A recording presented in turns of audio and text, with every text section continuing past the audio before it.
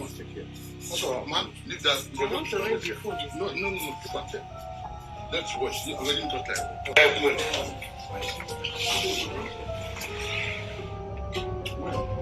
Where the bike? I'm going to get lost. You are able to tell us. I'm not trying to phone.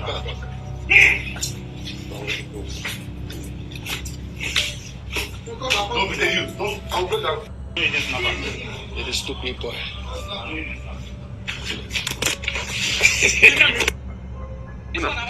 Yes. Open up. Open everything. Open everything. Open away. See the girl. Raise up your hand. See the girl. Wait.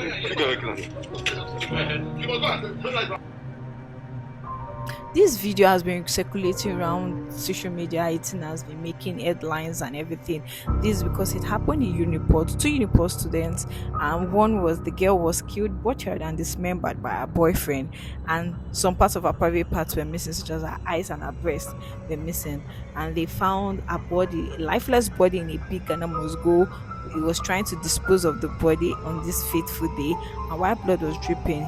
Luckily for the security estates personnel who noticed that this was unusual, this was not a death, and immediately alerted the vigilantes and the security personnel around the estates.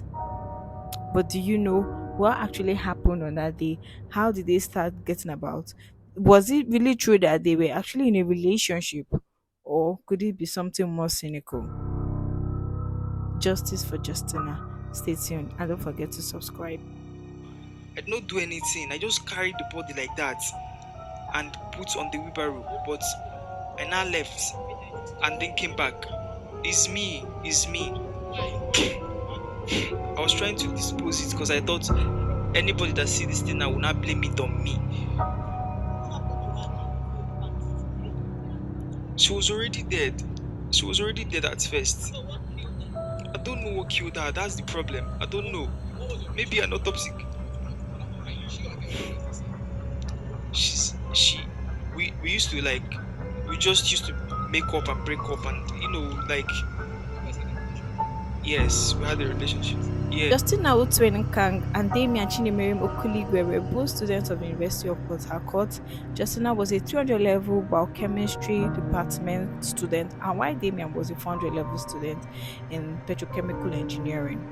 Yes, on the same university.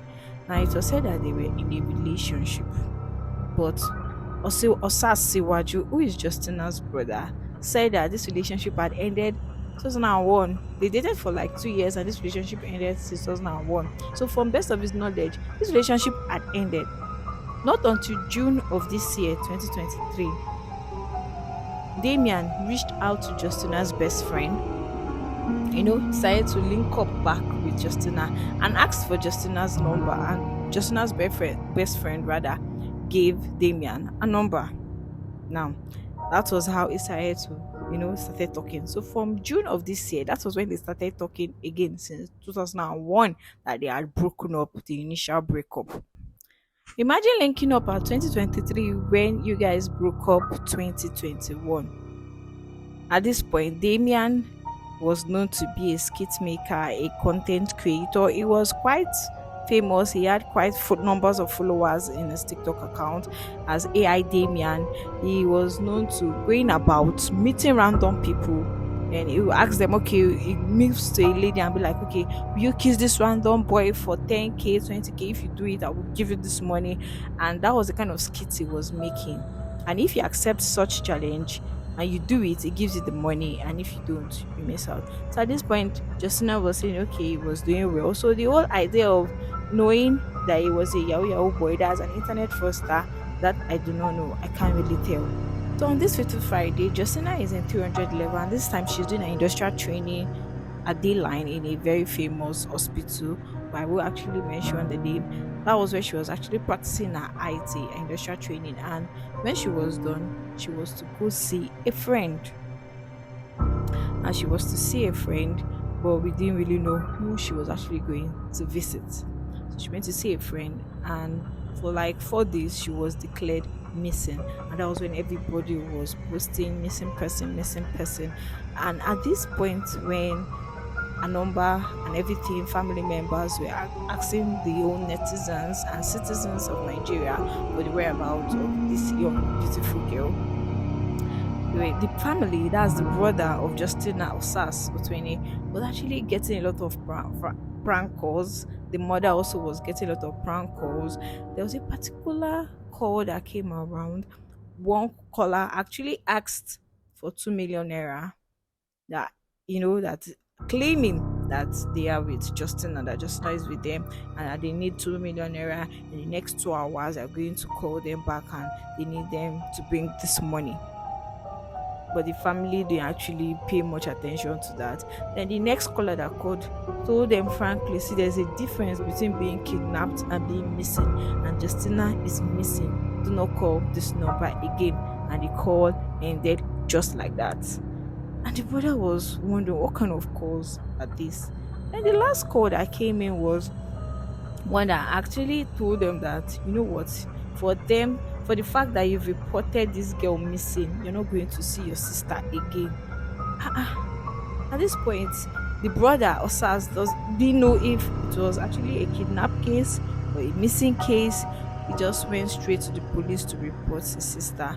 And this time they reported to the Umokoro Police Division, not until 25th of October, 4 days after this whole missing person report, that from the Ozoba Division near Port Harcourt, they had to call the Umokoro Police and told them that, see, there's a dead body at Ozoba, and you need to come and check out if it's the same missing person that they've been posting around the internet.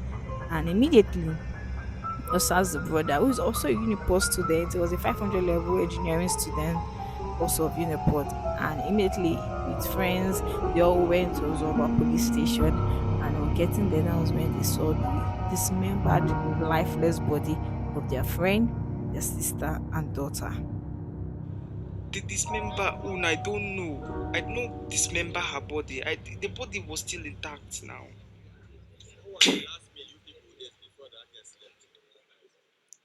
It was snacks and the Hollandia yogurt.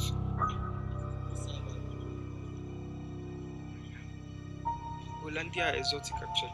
It's me. It's me that brought it now. It's both of us that drank it. But our forensic this thing is already showing that that knife has human blood on it. Listen! Your kitchen knife. Stand up. The grace. Think you were here for nonsense. They're asking you, you're telling another thing. I'm asking you, who has this knife? Answer them. It's your kitchen knife. Forensic result already showing that that knife, understand me? That knife has human blood on it. So who did it?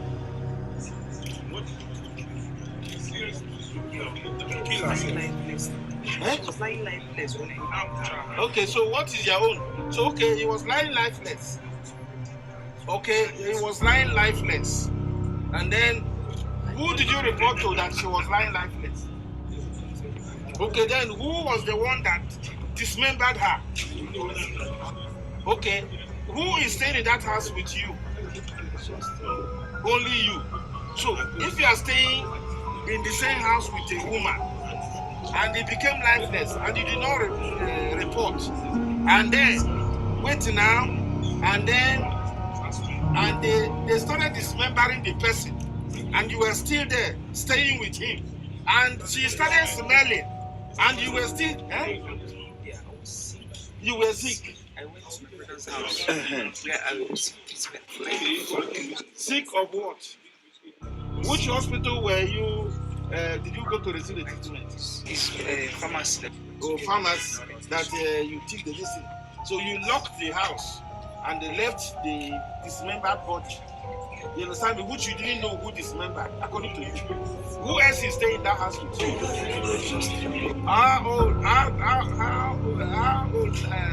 How long ago now have you packed into that place?